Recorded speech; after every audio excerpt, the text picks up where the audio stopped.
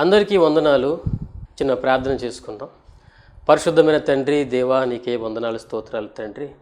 మరి కూడి వచ్చిన ప్రతి ఒక్కరిని మీరు జ్ఞాపకం చేసుకోండి దేవా. మరి ఈ యొక్క బ్లెస్సింగ్ టీవీ ద్వారా ప్రభా నేను ప్రకటిస్తున్నటువంటి ఈ యొక్క మెసేజ్ని అనేకులు వింటుండగా ప్రభా ప్రతి ఒక్కరితో మీరు మాట్లాడమని, మీ యొక్క మాటలు నా నోట ఉంచమని నజరేయుడైన యేసు నామములో ప్రార్థిస్తున్నాం తండ్రి, ఆమేన్. అంశం ఏంటంటే, ఈ దినము నీ దేవుని నువ్వు ప్రేమిస్తున్నావా? బైబిల్ గ్రంథంలో లూకా సువార్త 5వ అధ్యాయం 1 నుంచి 7 వరకు చూసుకున్నట్లయితే, యేసయ్య గెన్నేసరతు అనే సరస్సు దగ్గర అనేక మంది జన సమూహానికి వాక్యం బోధిస్తూ ఉన్నారు. వాక్యం బోధిస్తున్నప్పుడు జన సమూహం చాలామంది ఉంటుండగా వాళ్ళందరికీ కూడా మరి దేవుని యొక్క వాక్యం వినడానికి అవకాశం లేకుండా ఉన్నప్పుడు ఆయన దరిన నుంచి చూసినప్పుడు సముద్రం వైపున 2 దోణులు కనిపించాయి. 2 దోణులలో ఒక దోణె సిమోన్ పేతురుది. చూడండి, దేవుని యొక్క ప్రేమ ఎంత గొప్పదో మనం అసలు ఆలోచన చేయాలి. సర్వలోకంలో సర్వ జనాలు ఎంతోమంది ఉంటుండగా దేవుడు మనల్ని ఎందుకు ఎంచుకున్నాడు, మనల్ని ఎందుకు కోరుకున్నాడు అనే విషయాన్ని మనం జ్ఞాపకం చేసుకోవాలి. ఆ సరస్సు దగ్గర ఆయన చూసినప్పుడు 2 దోణుల్లో సిమోన్ పేతురు యొక్క దోణెను ఆయన చూసి ఆ దోణె మీద వాక్యాన్ని చెప్పడం మనం గమనిస్తూ ఉన్నాం. ఆ లూకా సువార్త 5వ అధ్యాయంలో ఆయన బోధించుతుండగా, ఆ యొక్క దోణి నుంచి బోధిస్తుండగా ఆ యొక్క పేతురు ఆ బోధ అయిపోయిన తర్వాత పడవను లోతుకు తీసుకువెళ్ళని యేసుప్రభువు వారు చెప్పారు.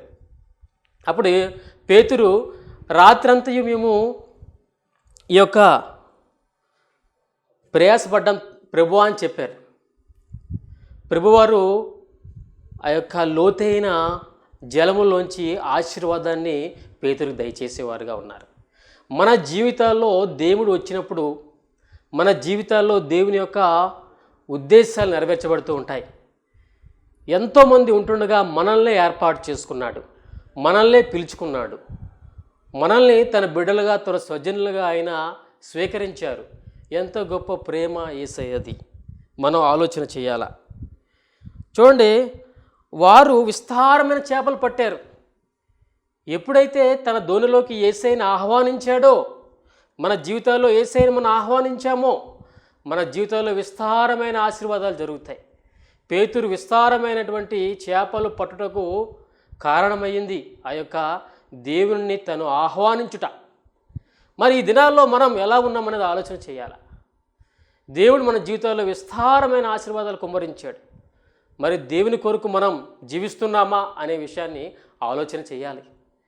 ఎటువంటి ఆశీర్వాదం అంటే, రాత్రంతయు వాళ్ళు శ్రమపడినా వాళ్ళకి దొరకనేది రెట్టింపు దేవుడు దయచేశాడు.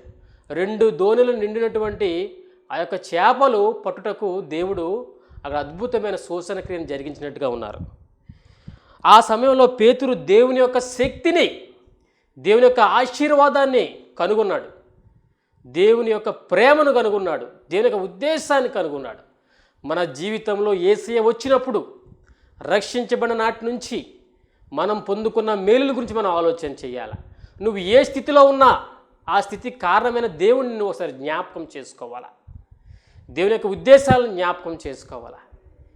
దేవుడు బలవంతుల కోసం రాలేదు, ధనవంతుల కోసం రాలేదు, గొప్పవారి కోసం రాలేదు. ఈ లోకంలో గొప్పవారు చాలామంది ఉన్నారు, వాళ్ళ కోసం దేవుడు రాలేదు. నీ కోసం, నా కోసం, బలహీనమైన మన కోసం ఆయన వచ్చారు. వచ్చి మన జీవితాల్లో అద్భుతమైనటువంటి రక్షణ భాగ్యాన్ని దయచేశారు, మారు మనసు దయచేశారు, బాప్తిసం దయచేశారు. ఆయనలో జీవించే జీవితాన్ని ఆయన దయచేసేవారుగా ఉన్నారు. ఇక్కడ పేతురు జీవితంలో యేసయ్య వచ్చిన తర్వాత ఎంత అద్భుతమైన కార్యం జరిగిందో మీరు చూడండి.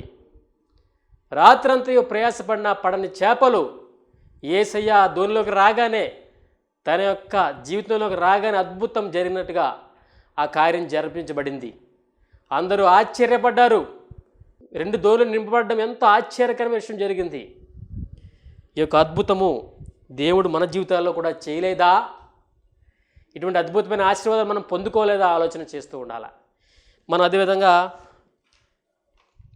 యోహాను సువార్త 20వ అధ్యాయం చూడండి. 21:3 నుంచి చూద్దాం. ఇక్కడ సీమోను పేతురు నేను చేపలు పట్టబోదునని వారితో అనగా వారు మేము కూడా నీతో వత్తుము అని చెప్పి వారు వెళ్ళి దోణెక్కిరి, కానీ ఆ రాత్రి ఏమీ పట్టలేదు. యేసయ్య ఎన్నో అద్భుతాలు జరిగించాడు పేతురు జీవితంలో, ఎన్నో ఆశ్చర్యకరమైన కార్యాలు జరిగించాడు పేతురు జీవితంలో. కానీ పేతురు తను మళ్ళీ చేపలు పట్టడానికి వెళ్ళిపోయాడు. అయితే ఏమైంది? రాత్రంతా కూడా ప్రయాసపడితే చేపలు పడలేదు. ఆ సమయంలో ఎంతో ప్రయాసపడి ఉన్నారు, రాత్రి అంతా అలా గాలిస్తూ ఉన్నారు, చేపలు పడలేదు.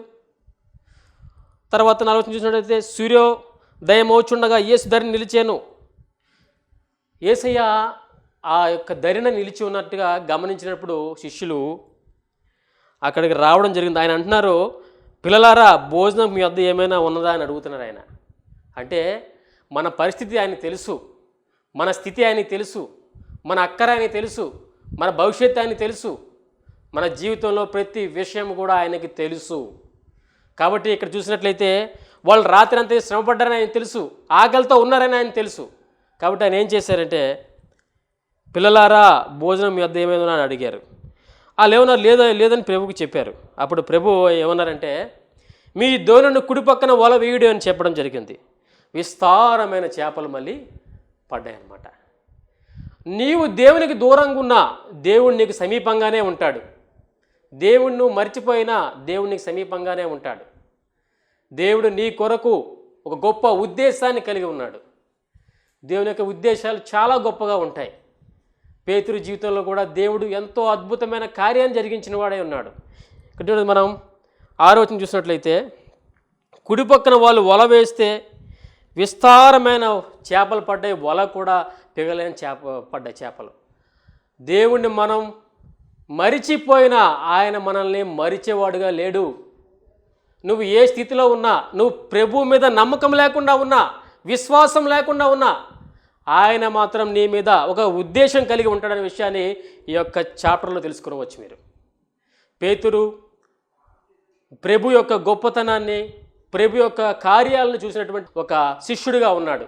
కానీ తను ఆ సమయంలో తిరిగి చేపలు పట్టినట్టు వెళ్ళి చేపలు పడక నిరుత్సాహంతో ఉన్నప్పుడు దేవుడు మళ్ళీ తిరిగి నేను నీతో ఉన్నాను, నన్ను నువ్వు జ్ఞాపకం చేసుకో అన్న విధంగా ఆయన అద్భుత రీతిగా ఆ యొక్క విస్తారమైన చేపలను దయచేసేవారుగా ఉన్నారు. ఇక్కడ చూసినట్లయితే మనం ప్రభువారు వాళ్ళు దరికి రాగానే వాళ్ళకి సిద్ధపరిచారు. ఏంటంటే అక్కడ చూడండి 9వ వచనంలో, వారు దిగి దరికి రాగానే అక్కడ నిప్పులను వాటి మీద ఉంచబడిన చేపలను రొట్టెలు కనబడెను. యేసు మీరు ఇప్పుడు పట్టిన చేపల్లో కొన్ని తీసుకురండి అని వారితో చెప్పాను. చూసారా దేవునికి మన అక్కడ ఎంత గొప్పగా తెలిసి ఉన్నదో. కొన్నిసార్లు ఏంటి మన జీవితం ఎలా ఉంది, ఎందుకు నా జీవితం ఇంత బలహీనంగా ఉంది, దేవుడు నాతో లేడా అనేటువంటి సందేహాలు మనలో ఉంటాయి. కానీ దేవుడు అంటున్నాడు, నేను నీతో ఉన్నాను, నేను నీ కొరకు గొప్ప వాగ్దానాలు ఉంచాను, గొప్ప ఆశీర్వాదాలు ఉంచాను, నేను గొప్పగా హెచ్చించబోతున్నానని దేవుడు గుర్తు చేస్తున్నాడు. బైబిల్ గ్రంథంలో రాయబడిన గొప్ప గొప్ప విషయాలని కూడా మనం జ్ఞాపకం చేసుకోవాలి. ఇక్కడ చూడండి, వాళ్ళకి ఏం అవసరమో ఆయన తెలిసినే ఉంది. దరికి రాగానే వాళ్ళ కొరకు ఆహారాన్ని సిద్ధపరిచారు. వాళ్ళ ఆకలిని తెలుసుకున్నారు, వాళ్ళ అవసరాన్ని తెలుసుకున్నారు, వాళ్ళు ఏదైతే కోరుకున్నారో అది వారికి ఇచ్చారు. మనకు కూడా ఇచ్చాడు దేవుడు. రక్షణ పొందిన నాటి నుంచి ఇప్పటి వరకు ఎన్నో అద్భుతాలు మన జీవితంలో చేశాడు. కానీ లోకపరమైన విషయాల వైపు చూస్తూ మన జీవితంలో ఎన్నో ఆశీర్వాదాలు కోల్పోతున్నాం. దేవునితో గడిపే సమయాన్ని మనం తగ్గిపోతుంది, దేవునిలో ముందుకెళ్ళే విశ్వాసం మనకు తగ్గిపోతుంది. నీవు ఏ స్థితిలో నుంచి రక్షించబడ్డావో, ఏ స్థితిలోంచి దేవుడిని నీ విధంగా మలిచాడో అది జ్ఞాపకం చేసుకునే వారికి మనం ఉండాలి. దేవుని బిడ్డలారా, మీరు అందరూ దేవుని కొరకు జీవించటకు సిద్ధపడి ఉండాలి. ఇక్కడ చూడండి 11వ వచనంలో, సీమోను పేతురు దోణి ఎక్కి వలను ధరించి లాగాను, అది 153 గొప్ప చేపలతో నిండేదని. చూడండి 153, ఎంత గొప్ప ఆశీర్వాదం, ఊహించని రీతిగా చేసిన అద్భుతం అది. తను ఊహించి ఉండడు, తన సొంత ఉద్దేశం, సొంత ఆలోచనలతో మనం పోతుంటాం లోకంలో. నేను చేయగలను, నా వల్ల అవుతుంది అనుకుంటాం, నీ వల్ల ఏమీ కాదు. మానవుడు బలహీనుడు, కానీ మానవుడితో ఉన్న దేవుడు బలవంతుడు.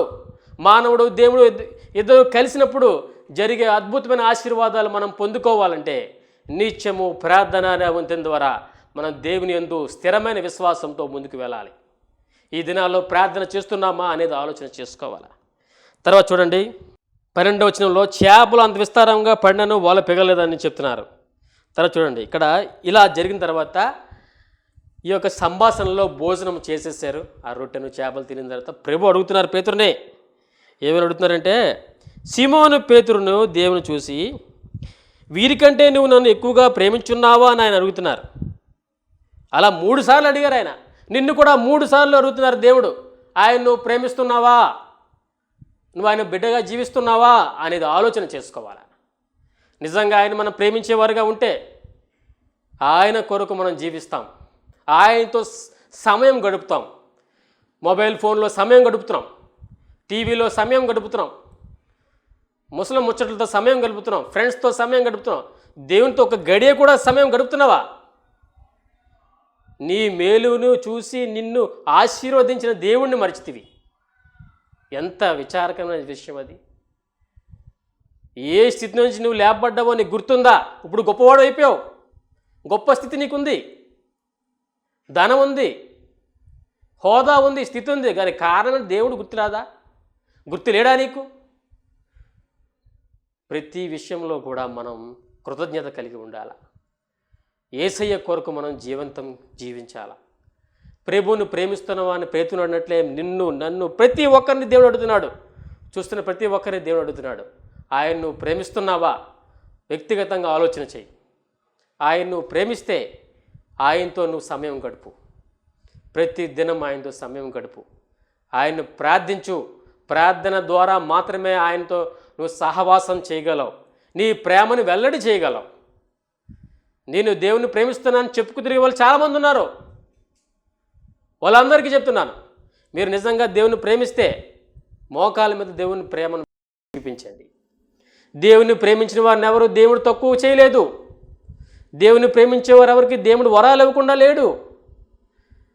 ఆయన్ని ప్రేమించిన వారిని కూడా ఆయన ఆశీర్వదించిన వాడిగా ఉన్నాడు. ఆయన ప్రేమిస్తే ఆశీర్వాదాలు ఎలా ఉంటాయో ఆలోచన చేయండి. మీ ఊహకి అందదు అది. దేవుణ్ణి మరిచిన వారిని కూడా మరవకుండా కంటికి రెప్పలా కాస్తున్నాడు ఆయన. తప్పిపోయిన గొర్రె విషయంలో ఎంత శ్రద్ధ కలిగి ఉంటాడో ఒక గొర్రెల కాపరి, ప్రభు మన విషయంలో ఎంత శ్రద్ధ కలిగి ఉంటాడో ఆలోచన చేయండి. మన కష్టాలు తెలుసు, మన బాధలు తెలుసు, మన దుఃఖం తెలుసు, మన ప్రతి విధమైన నిరుత్సాహం ఆయనకు తెలుసు. కానీ దేవునికి నువ్వు తెలుసా? నీకు దేవుడు తెలుసా అనేది ఆలోచన చేయి. ఎప్పుడు నా బిడ్డ నా వద్దకు వస్తాడు, నా వద్ద మొర పెడతాడు, నా వద్ద ప్రార్థన చేస్తాడని దినమంతా ఆయన వేచి చూస్తూ ఉన్నాడు. ప్రతి దినము సొంత వ్యవహారాల్లో, సొంత ఉద్దేశాలతో, సొంత ఆలోచనలతో, లోకపరమైన విషయాల్లో కొట్టుకుపోతున్నాం. కానీ ఆయనతో సమయం గడిపే సమయం ఉందా? ప్రతి దినం ఆయనతో నువ్వు సమయాన్ని వెచ్చిస్తున్నావు అని ఆలోచన చేయాలి. ఇక్కడ పేతురు అన్నట్లే మనల్ని అడుగుతాడు దేవుడు, ప్రేమిస్తున్నావా? నా బిడ్డ ప్రేమిస్తున్నావా? నా పిల్లలారా ప్రేమిస్తున్నారా? నువ్వు ఏ స్థాయిలో ఉన్నా నిన్ను అడుగుతున్నాడు, నువ్వు దేవుణ్ణి ప్రేమిస్తున్నావా అని. నీ జవాబు ఏమిటి? నీ జవాబు క్రియల్లో చూపిస్తావా, మాటలతో చూపిస్తావా అనేది నీ వ్యక్తిగత విషయమై ఉన్నది. క్రియలతో చూపిస్తే ప్రార్థన ద్వారా నీ దేవుని యొక్క చిత్తంలో నువ్వు జీవించాలి. ఆయనతో గడుపుతుంటే మనలో జరిగే అద్భుతాలను మనం వివరించలేం. గొప్ప అద్భుతాలు చేస్తారు. ఈ దినాల్లో వార్తాపత్రికలు, అదేవిధంగా న్యూస్ ఛానల్స్, ఇంకా యూట్యూబ్స్, ఫేస్బుక్, రకరకాలు మొబైల్ ఫోన్లో సమస్త ప్రపంచము తెలిసిపరచబడుతుంది. అవన్నీ చూస్తున్నప్పుడు నీకు రకరకాల భయాలు, ఆందోళనలు, చింతలు, ఆశలు, అత్యాశలు కలుగుతూ ఉంటాయి. మనం ఏం చేయాలి? వాటన్నిటి నుండి దూరంగా ఉండడానికి ప్రభు దగ్గర సమయం గడపాలి. మొబైల్ ఫోన్తో గడిపే సమయంలో సగమైన ప్రభుతో గడుపుతున్నావా? టీవీతో గడిపే సమయంలో సగమైన ప్రభుతో గడుపుతున్నావా? ఆలోచన చేయండి. మీ సొంత పనుల కోసం మీరు గడిపే సమయంలో సగమైన దేవునితో గడుపుతున్నావా ఆలోచన చేయండి. ఉదయం లెగ్గానే దేవునితో గడుపుతున్నావా, రాత్రి పడుకోవే ముందు దేవునితో గడుపుతున్నావా అనేది ఆలోచన చేయాలి. దేవునితో ఎంత ఎక్కువగా మనం సహవాసం చేస్తామో, దేవునితో ఎంత ఎక్కువగా మనం గడుపుతామో మన జీవితాలు అంత ఆశీర్వాదకరంగా ఉంటాయి. చూడండి దేవుని బిడ్డలారా, ఆయన ప్రేమను వివరించలేని ప్రేమ. మరణం, మన కొరకు మరణాన్ని కూడా ఆయన లెక్క చేయలేదు. సిలువలో అతి భయంకరమైనటువంటి వేదనను అనుభవించారు. కొరడాలతో కొట్టబడ్డారు. ఎంత వేదన! తప్పు చేయకుండా ఒక మాట అంటేనే నువ్వు పడవు, కానీ ఏ తప్పు చేయకుండా అన్ని బాధలు భరించిన నీ ప్రభువును ఒకసారి నువ్వు జ్ఞాపకం చేసుకోవాలి. నీ నిమిత్తం, నా నిమిత్తం, అందరి నిమిత్తం ఆయన చేసిన ఈ గొప్ప త్యాగానికి మనం ఏమి ఇవ్వగలం? మన విరిగి నలిగిన హృదయంతో ఆయన ప్రార్థించడం మాత్రం చేయగలం. ఆ ప్రార్థన చేయడానికి కూడా సమయం లేదు మనకి. ఎంత విచారకరమైన దినాల్లో ఉన్నామో ఆలోచన చేయండి. దేవుడు ప్రతి ఒక్కరితో మాట్లాడుతున్నాడు. నా బిడ్డ నాతో గడుపు, నా బిడ్డ నాతో గడుపు, నీ సమస్త శ్రమల నుండి నేను విడుదల చేస్తాను, నిన్ను ఆశీర్వదిస్తాను, నీ భవిష్యత్తు కొరకు మంచి ప్రణాళిక రూపొందించాను, ఆ ప్రణాళికలు నీకు తెలియపరుస్తాను బిడ్డ అంటున్నాడు. ఆయనతో గడిపే సమయాన్ని నువ్వు ఎప్పుడైతే నీ జీవితంలో ఒక ముఖ్యమైన విషయంగా ఉంచుకుంటావో ఆ సమయంలో నీ జీవితంలో అద్భుతాలు జరుగుతాయి. ఉన్న స్థితి నుంచి హెచ్చించబడతావు. ఈ లోకంలో ఎన్నో విషయాలు గమనిస్తుంటే, ఎన్నో వార్తలు గమనిస్తుంటే మనకు తెలుస్తుంది, సమాధానం ఉందా? సమాధానం లేదు, శాంతి లేదు. కానీ మనకు సమాధాన శాంతిని ఇచ్చే దేవుడు ఉన్నాడు. మనం ఎక్కడికి పోవక్కర్లేదు సమాధానం శాంతి కొరకు. ఆయన యొద్ద గడిపితే చాలు, ఆయనతో గడిపితే చాలు. మన జీవితాల్లో దేవుడు అద్భుతమైన కార్యాలు చేస్తూ ఉంటాడు. దేవుని యొక్క ప్రేమను మనం ఎప్పుడు కూడా తక్కువ అంచనా వేయకూడదు. ఆయన ప్రేమను నిత్యం మనం జ్ఞాపకం చేసుకోవాలి. ఇక్కడ చూసినట్లయితే దేవుడు మన జీవితంలో చేసే కార్యాలన్నింటినీ ఒకసారి జ్ఞప్తిగా చేసుకోండి. ప్రభు ఎంత గొప్పగా మనల్ని రక్షించాడు, ఎంత అద్భుతమైన కార్యాలు మన జీవితంలో చేసాడు ఒకసారి జ్ఞాపకం చేసుకోవాలి. ప్రతి ఒక్కరు కూడా, ఇక్కడ పెద్ద చిన్న అనేమీ లేదు, ప్రతి ఒక్కరు జ్ఞాపకం చేసుకోవాలి. బైబిల్ జ్ఞానం ఉన్నంత మాత్రం నువ్వు దేవునికి ప్రియుడు అనుకోకు. క్రిస్టియన్ కుటుంబాలు పుట్టినంత మాత్రం నువ్వు దేవునికి ప్రియుడు అనుకోకు. నువ్వు ప్రభు కొరకు నువ్వు ఏం చేసావన్న దానికి రుజువు ఏంటంటో తెలుసా మీకు? ఆయనతో నువ్వు గడపడమే. ప్రభు చెప్పాలా నీవు నన్ను ప్రేమిస్తున్నావని. ఆ మాట కోసం నువ్వు ఆయన కొరకు జీవించాలా, ఆయనతో సమయం గడపాలా. మనకి ఎన్నున్నా, ఎంత జ్ఞానం ఉన్నా, ఎంత డబ్బున్నా, ఎంత పలుకుబడి ఉన్నా, ఎన్నున్నా సరే ఆయనతో గడపపోతే అదంతా కూడా చూడండి ఎంత మనకి ఎలా ఉంటుందో ఆలోచన చేయండి. మన స్థితిని మనం మర్చిపోతే అది ఎంత చాలా దారుణమైన విషయంగా ఉంటుంది. మన స్థితిని మర్చిపోకూడదు, మన పరిస్థితులను మర్చిపోకూడదు. యేసుతో గడిపే సమయాన్ని మాత్రం మనం ఎప్పుడు కూడా హృదయంలో నిలుపుకోవాలి. ప్రభుతో సమయం గడిపే కొద్దీ మన జీవితాలు ఏమవుతుందంటే నూతనమైనటువంటి ఆత్మతో, నూతనమైన ఉజ్జీవంతో, నూతనమైనటువంటి ఆశీర్వాదంతో మనం ముందుకెళ్ళడానికి అవకాశం ఉంటుంది. దేవుని బిడ్డలారా, మీలో ప్రతి ఒక్కరు కూడా మరి ఈ యొక్క మెసేజ్లు చెప్పబడినట్టు నీ దేవుణ్ణి నువ్వు ప్రేమిస్తున్నావు అనే విషయాన్ని ఒకసారి మీరు అందరూ జ్ఞప్తికి తెచ్చుకోండి. ప్రభునందు మీరు గడపండి, ప్రభుతో మీరు సహవాసం చేయండి, ఆయనతో మరింత బలపడండి. మీలో నూతనమైన శక్తితో మీ యొక్క జీవితాలని నింపుకోమని కూడా నేను మీకు చెప్తున్నాను. దేవుని యొక్క ప్రేమను మనం నిరంతరం జ్ఞాపకం చేసుకోవాలి. లెక్కించలేని మేలు చేశాడు ఆయన. ఆ మేలు గురించి మనం ఏమని వివరించగలం? లోకపరంగా ఒక వ్యక్తి మనకు సహాయం చేస్తేనే ఆ వ్యక్తిని చాలా ఎక్కువగా జ్ఞాపకం చేసుకొని కృతజ్ఞత కలిగి ఉంటామే. మరి లోకంలో ఉన్న వ్యక్తి కన్నా ఎన్నో రెట్లు ఎన్నో అద్భుతాలు చేసిన దేవునికి నువ్వు ఎంత కృతజ్ఞతగా కలిగి ఉండాలో ఆలోచన చేయాలి. బైబిల్లోనే ఒక విషయం గుర్తుపెట్టుకోండి. అన్యాయస్తుడైన న్యాయాధిపతే పదే పదే అడుగుతుంటే ఆవిడకి న్యాయం తీర్చాడంట. ఎన్నోసార్లు అడుగుతుంటే ఇంకా చేద్దాం చేసాడంట. మరి న్యాయపతి గొప్ప దేవుడు, మన దేవుడు మన మనవులు ఎంత గొప్పగా విని ఆ అద్భుతాలు చేస్తుందో ఆలోచన చేయండి. న్యాయవంతులైన దేవుని కలిగి ఉన్నాం, గొప్ప దేవుని మనం కలిగి ఉన్నాం. మరి ఆ దేవుని కొరకు మనం జీవించాలి, ఆ యొక్క దేవునిలో మనం జీవించాలి. మీలో ఒకరు 1000 మందితో సమానం దేవుడు. మనలో ప్రతి ఒక్కరం కొన్ని వేల మందికి ఆశీర్వాదకరంగా ఉండాలి, ఉప్పుగా ఉండాలి, వెలుగుగా ఉండాలి. దేవుడు కోరుకునేది అదే. నా బిడ్డలారా, మీరు ఉప్పుగా ఉండండి, వెలుగుగా ఉండండి, నన్ను వలె పోలి నడుచుకోండి అని దేవుడు అంటున్నాడు. ఆయన వలె పోలిని మనం నడుచుకున్నప్పుడు మన జీవితాల్లో అద్భుతాలు జరుగుతాయి, ఆశీర్వాదాలు జరుగుతాయి, ఎన్నో మేళ్ళు మన జీవితాల్లో జరుగుతాయి. మరి ప్రతి ఒక్కరం కూడా తీర్మానం చేసుకోవాలి. ప్రభువా, నిన్ను వలె నేను జీవిస్తాను, నీ కొరకు జీవిస్తాను, నా జీవితమే ఒక సాక్ష్యంగా ఈ లోకానికి చూపిస్తాను అనేటువంటి బిడ్డగా మనం ఉన్నామా అనేది ఆలోచన చేయాలి. అలా లేకపోతే అలా ఉండడానికి మనం సిద్ధపడాలి. అటువంటి శక్తినిమ్మని దేవుని యొక్క సన్నిధిలో ప్రార్థన చేయాలి. అలా ప్రార్థన చేయడం ద్వారా అటువంటి జీవితం మనకు అనుగ్రహించబడుతుంది. ఎన్నో వేల మందికి ఆశీర్వాదకరంగా మనం మార్చబడతాం. ఎన్నో అద్భుతమైనటువంటి క్రియలు మన ద్వారా జరుగుతాయి. మనం చేసే ప్రార్థనలు కూడా సమాధానం వస్తాయి. మనం అడిగే కోరికలన్నీ నెరవేర్చబడతాయి. మనకి బాగా తెలిసిన స్నేహితుడితో మనం ఎలాగైతే మాట్లాడతామో అంతకు రెట్టింపు నీ ప్రియమైన దేవునితో నువ్వు మాట్లాడాలి.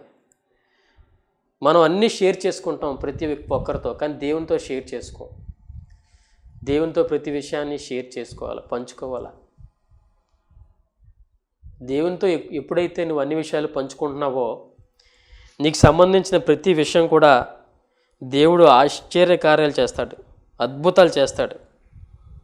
ఆయన మంచి స్నేహితుడు, మనకి మంచి స్నేహితుడు, మన కొరకు ప్రాణం పెట్టిన స్నేహితుడు. కాబట్టి నిత్యము కూడా ఆయన యందు మనం నమ్మిక కలిగి ఉండి విశ్వాసంతో యథార్థంగా ఎక్కువ ఆయనతో సహవాసం కలిగి జీవిస్తే మన జీవితాల్లో ఎన్నో అద్భుతాలు జరిగేలా ఉంటాయి.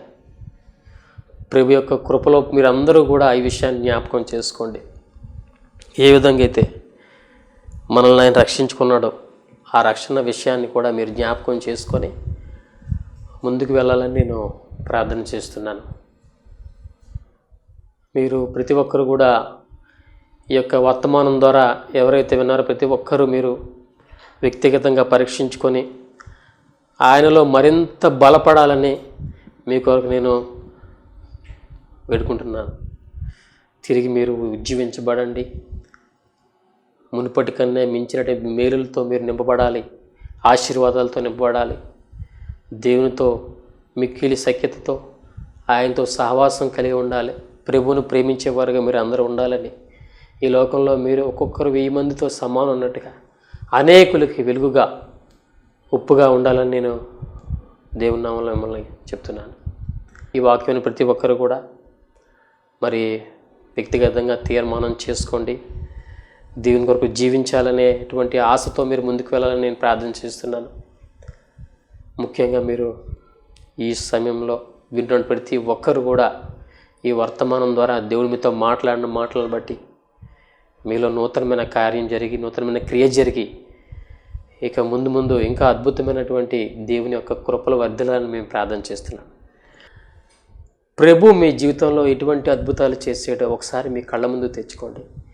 ఏ స్థితిలో మీరు రక్షించబడ్డారో ఒకసారి జ్ఞాపకం చేసుకోండి. రక్షణ పొందిన తర్వాత మీ జీవితంలో జరిగిన అద్భుతాలను ఒకసారి మీరు జ్ఞాపకం చేసుకోండి. ప్రభువా, మీరు చేసిన అద్భుతాలను బట్టి మీకు వందనాలు చెల్లించండి. నీ కొరకు మేము జీవిస్తామనేటువంటి గొప్ప వాగ్దానం ఆయనతో చేయండి. గొప్ప మాట అని చెప్పండి.